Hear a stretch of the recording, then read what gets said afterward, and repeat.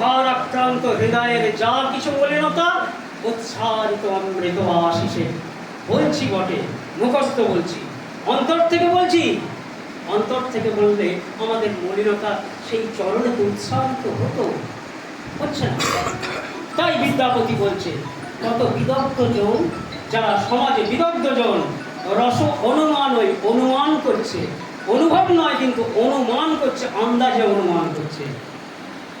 রস অনুমানই অনুভব কাহি কোনো দেখো, অনুভব নাই কহে বিদ্যাপতি প্রাণ জুড়াইতে লাখে না মিলিল একো। তাহলে অনুভবটা কিরকম? এইবার যখন কান বলে দিয়েছে মাস্টারমশাই, কথার কান মোলা দিয়ে দিয়েছে, তখন মাস্টারমশাই ভাবছে তাহলে জ্ঞানটা কি গো? আমি যে বউকে অজ্ঞানী বললাম, তার জ্ঞানটা কি? এই শরণাগত বেদান্ত, তুমি শরণ নাও, তার চরণে তুমি শরণ নাও, তবে তো তিনি জ্ঞান দেবেন। এইবার আস্তে আস্তে মাস্টারমশাইকে কিন্তু ঠাকুর রামকৃষ্ণদেব যেমন করে ঠাকুর অনুকূল চন্দ্রের কাছে আস্তে আস্তে হেমকবি অমানুষ থেকে মানুষে পরিণত হয়, মদ্যপ মাতাল থেকে মানুষে পরিণত হয়, সেই রকম আস্তে আস্তে কাণ্ডজ্ঞান দিচ্ছেন, কাণ্ডজ্ঞান দিচ্ছেন। বলছে কি সবার ব্রহ্মজ্ঞান হয়ে গেছে কিন্তু কাণ্ডজ্ঞান হয়নি, বলে না? হ্যাঁ, ব্রহ্মজ্ঞান হয়ে গেছে, কাণ্ডজ্ঞান হয়নি। ব্রহ্মকে নিয়ে কিভাবে চলতে হয় সে কাণ্ডজ্ঞানটাই আমাদের নাই। তাই আজকের দিনে এই ভগবতী সভায় বারবার একটাই জিনিস বলতে হয় যে আমরা যেন সেই পুরুষোত্তমকে অনুভূতির মধ্যে নিয়ে আসতে পারি, অনুভবের মধ্যে নিয়ে আসতে পারি। কিরকম অনুভব? পরিশেষে যে কথাটা না বললেই নয়, আজকে পিতৃতর্পণ এবং মাতৃতর্পণ, আর কয়েকটা দিন পরে মহালয়া। মহালয়ার দিন আমরা সবাই কিন্তু অনেকেই দেখবেন গঙ্গায় গিয়ে, কেউ পুকুরে গিয়ে তর্পণ করি। আজকে তর্পণ সভাও বটে। তর্পণ কথার অর্থ তৃপ্তির সহিত অর্পণ, তাই তর্পণ। তৃপ্তির সহিত, কার তৃপ্তি? যে বিদেহী আত্মারা চলে গেছেন তারা তৃপ্ত হন যে জিনিসে, সেইটা তাদের প্রতি অর্পণ। তাহলে শ্রদ্ধা, শ্রদ্ধা তাদের প্রতি আমাদের তর্পণ, তাই অর্পণ, তাই তর্পণ। তা সেই তর্পণে ঠাকুর অনুকূল চন্দ্র কিরকম জ্ঞান দিচ্ছেন বলুন তো? আমরা এই ইহলোক ত্যাগ করে দিলে আমরা আর এই মানে বায়োলজিক্যাল বডিটা তো আর থাকে না। এর থেকে এই যে আমি আজকে কথা বলছি, কথা বলতে বলতে হঠাৎ হয়তো অফ হয়ে গেলাম, ডাক্তার এসে পালস দেখলো, দেখে বললো ডেথ। আচ্ছা, এই কি জিনিসটা ছিল আমার ভিতরে যেটা বেরিয়ে গেলে আমি ডেথ? আর কি জিনিসটা আছে আমি জীবিত? আত্মা। আত্মা তো। তা এই আত্মাটা তাহলে আমার মা বাবা বায়োলজিক্যাল বডিটা দিয়েছে, কিন্তু আত্মাটাকে দিতে পারেনি। যদি আত্মাটা দিতে পারতো মা বাবা, তাহলে অনেক মায়েরা তো মৃত সন্তান প্রসব করে। কেন গো আত্মা দিতে পারে না কেন? হয়তো। আচ্ছা, যদি মা বাবার দেওয়াই আত্মা হতো, তাহলে এটা যখন বেরিয়ে যাচ্ছে মা বাবার ভিতরে গিয়ে ঢুকতো। আত্মাটা এই যখন বেরিয়ে যাচ্ছে তাহলে মা বাবার ভিতরে গিয়ে ঢুকতো, তো মা বাবাকে পাবে কোথায়? তারাও তো স্বর্গে চলে গেছে। হ্যাঁ, তাহলে কি দেখুন, এই বায়োলজিক্যাল বডিটা শুধু বাবা মা দেয়। এই পরম পিতাই, সেই ব্রহ্মের স্বরূপ, তিনি আত্মাকে প্রেরণ করেন। যেমনভাবে আমরা আজকে এই সৎসঙ্গে এসেছি, একটা নির্দিষ্ট কারণে সৎসঙ্গ হবে, সৎসঙ্গ শেষ হবে, যে যার বাড়ি ফিরে যাব। যে যার বাড়ি ফিরে যাবো কেন? অন্য জায়গাও তো যেতে পারতাম, যাব না। কারণ ওইটা আমার স্থায়ী ঠিকানা, যার যার নিজস্ব বাড়িটা তার নিজস্ব ঠিকানা। এবার তাহলে আত্মারও পরম ঠিকানা আছে। বা কোথায়? পরমাত্মা, যিনি পিতা আমাকে আত্মা রূপে কর্মে বিলীন করেছেন এই গৃহজগতে। আমি তার আত্মাস্বরূপ সন্তান।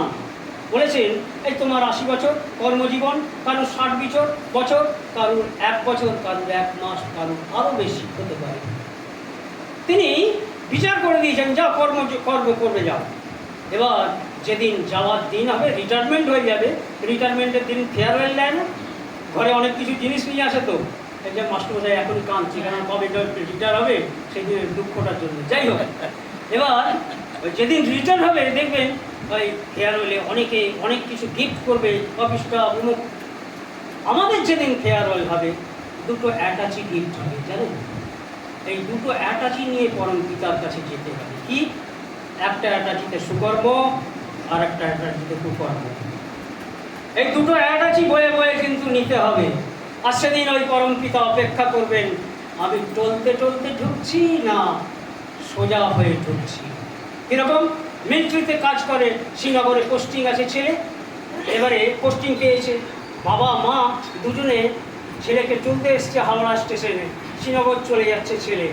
এবার ট্রেন ছেড়ে দিয়েছে, বাবাও হাত নাড়ছে, ছেলেও হাত নাড়ছে। মার চোখে জল, বাবারও চোখে জল, ছেলেও ওপাশ থেকে হাত নাড়তে নাড়তে চোখ মুছতে মুছতে চলে গেল ট্রেন। 7 বছর পর ছেলে ফিরছে। মায়ের কি আনন্দ! কি আজ আমার ছেলে আসছে, এটা রান্না করছে, ওটা বুঝাচ্ছে, আমার ছেলেটা ইটে খেতে ভালোবাসতে উন্মুখ করছে।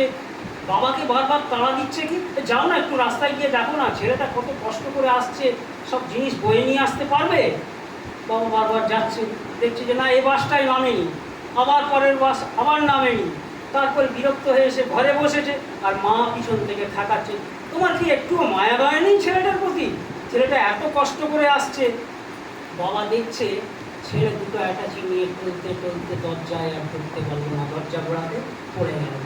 বাবার সঙ্গে সঙ্গে করবে কেটাও, আমি তো এরকম ছেলেকে পাঠাইনি, আমি একটা শিক্ষিত মার্জিত সুসন্তানকে পাঠিয়েছিলাম কর্মযজ্ঞে। যেমন করে পরম পিতা একটা শিক্ষিত মার্জিত সুসন্তান সুআত্মাকে পাঠিয়েছিল পৃথিবীতে। আত্মা যখন আসছে কিন্তু তখন কর্ম ছিল না, কর্ম তৈরি হয়েছে এখানে, আমি আমার কর্ম তৈরি করছি।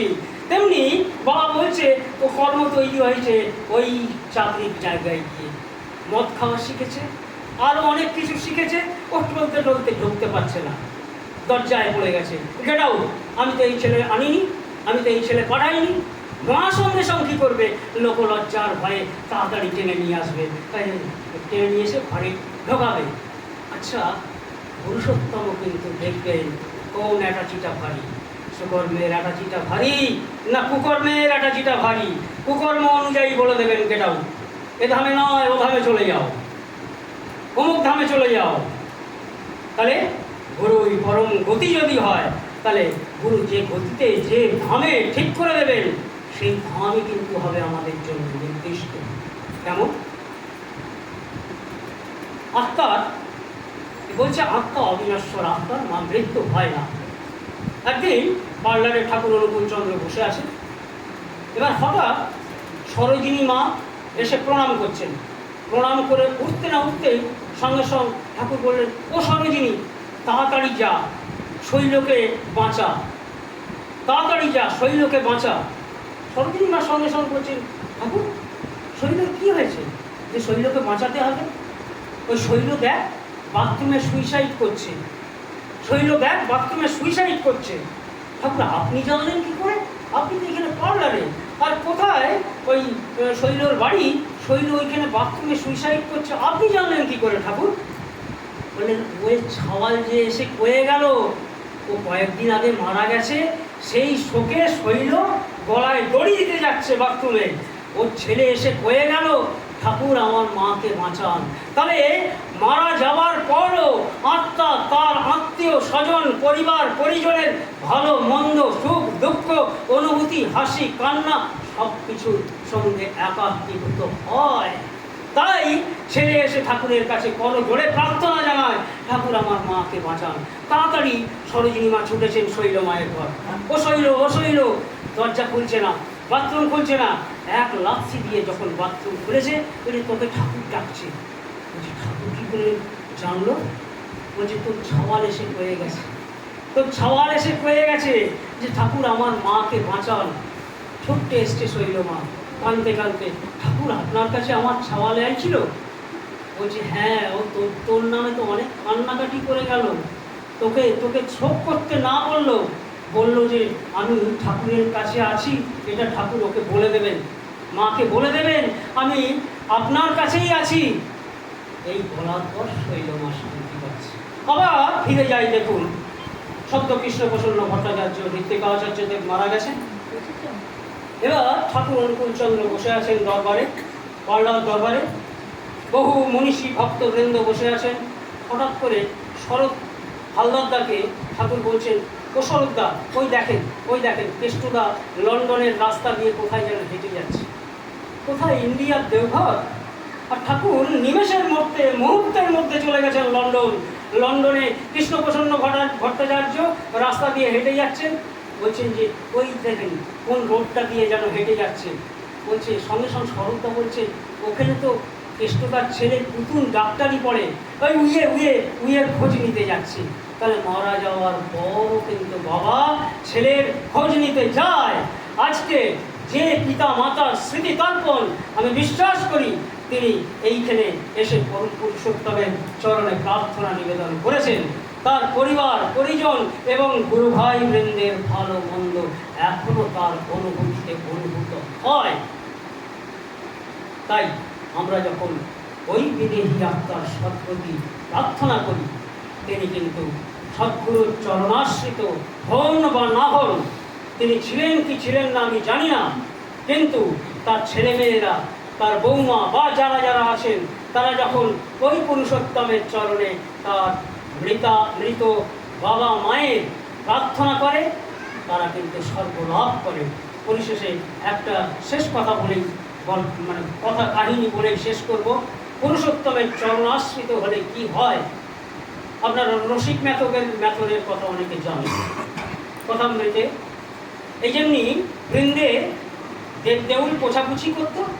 রসিক ওই দেবদেউলের বাগান এবং যত নোংরা আবর্জনা পরিষ্কার করত। সে মনে করত নিজেকে সব থেকে ভক্ত। কেন? সে দেবদেউল পরিষ্কার করে, যে কাজ কেউ করে না, যে কাজ সমাজে অপান্তেও নোংরা, সেই কাজ সে করে। পুরুষোত্তম ওই রাস্তা দিয়ে হেঁটে যান, পুরুষোত্তমের পদধূলি ওই জায়গায় পড়ে রয়েছে, সেই ধুলো বাড়িকে সে অঙ্গে মাখতে খুব উৎসুক হয়।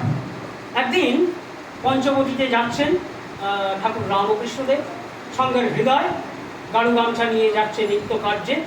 এবার রসিক ঝাঁট দিচ্ছিল, হঠাৎ দেখছে ঠাকুর আসছে। ঝাঁটাটা ফেলে দিয়ে, পাশে ঠাকুরের গায়ে ধুলো লাগে, ঝাঁটাটা ফেলে দিয়ে হাত জোর করে দাঁড়িয়েছে রসিক।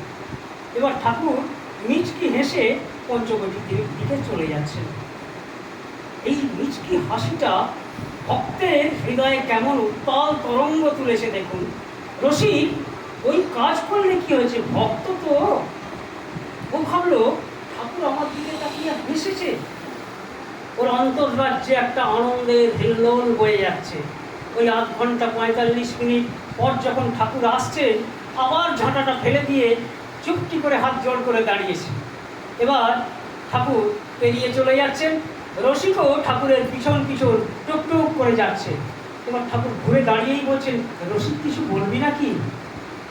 কি সুন্দর ভক্ত মানে কি আহম্য, বিনীত অহং যুক্ত জ্ঞান। কি চাইছে বলুন তো? ঠাকুর কিরম কল্পতরু হয়েছে। বলছেন, রসিক কিছু বলবি নাকি? সঙ্গে সঙ্গে রসিক কি বলছে, ঠাকুর আমার হবে তো? বললো না, আমার সোনা চাই, গয়না চাই, টাকা চাই, জমি চাই, বাড়ি চাই, গাড়ি চাই, কিচ্ছু চাই না, ঠাকুর আমার হবে তো? এই চাওয়া আমরা কেউ চাইতে পারবো? আহ, কি সুন্দর চাওয়া বলুন তো। বলছে, ঠাকুর আমার হবে তো? ঠাকুর বললেন, হবে রে হবে। যেন বাচ্চা ছেলেকে একটা লেমন জুস ধরিয়ে দিয়েছে মা, যে কাঁদছে, একটা লেমন জুস ধরিয়ে দিয়েছে, এটা নিয়ে শান্ত থাক।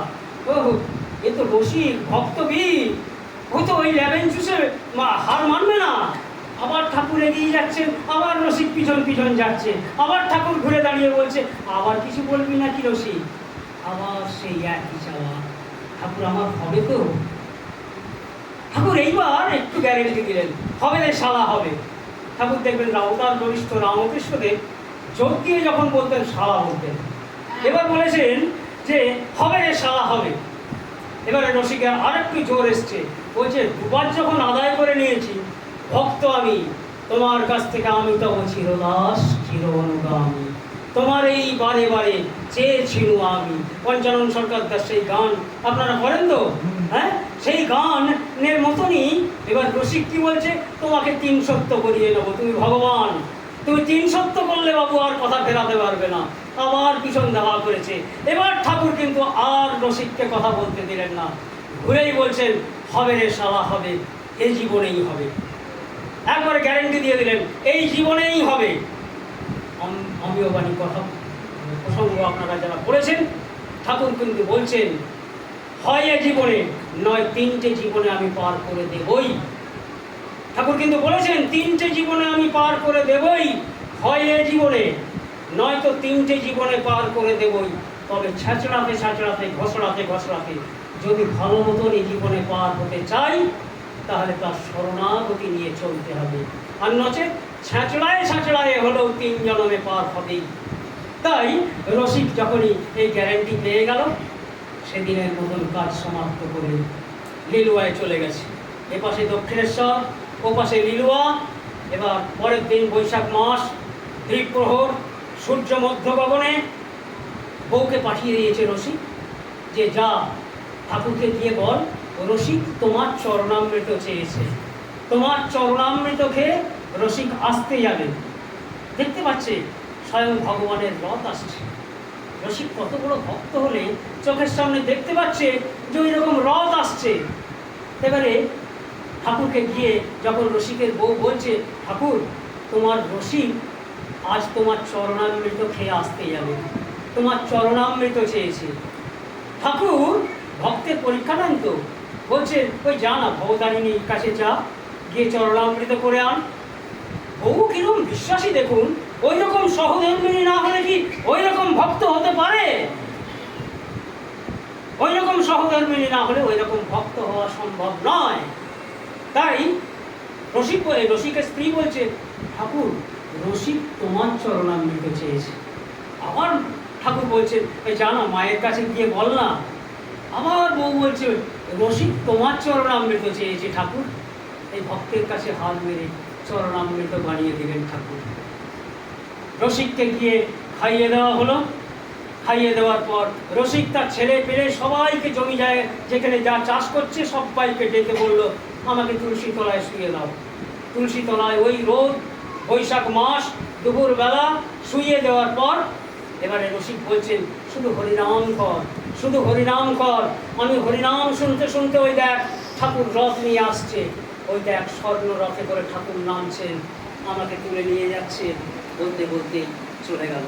এপাশে দক্ষিণেশ্বরে ঠাকুর রামকৃষ্ণদেব বলছেন, ওই দেখ রসিকের 14 পুরুষ পিতৃকুল, 14 পুরুষ মাতৃকুল উদ্ধার হয়ে যাচ্ছে। সবাই রথের পিছন পিছন কিরকম মুক্ত পুরুষে উদ্ধার হয়ে চলে যাচ্ছে। তাই পুরুষোত্তমকে যারা স্মরণ নেয়, তাদের 14 পুরুষ পিতৃকুল এবং 14 পুরুষ মাতৃকুল কিন্তু উদ্ধার হয়ে যায়। তাই পরিশেষে আজকে একটাই কথা বলি, যে ভাদ্র মাসে ঠাকুর অনুকূলচন্দ্রের যারা শরণাগত হয়েছেন, তাদেরও যেমনি দায়িত্ব আছে। শুধু আপনি একাই সুখে থাকবেন তা কিন্তু হবে না। এই মধুভাণ্ড চতুর্দিকের পরিবেশ পরিস্থিতির উপর ছিটিয়ে বেড়াতে হবে। আজকে ভাদ্র মাসে আপনারা এই শপথই নিন, সাহস দাও গো দয়াল তুমি, শক্তি দাও আর স্বস্তি দাও। হৃদয় আমার উথলে উঠুক, তোমার পানে হোক উধাও। বড় হতে চাইলে আমি বড়তে উছল করতে চাই, তোমার দয়ায় তৃপ্ত হয়ে দীপ্ত হোক সব দেখতে চাই। জয় গুরু।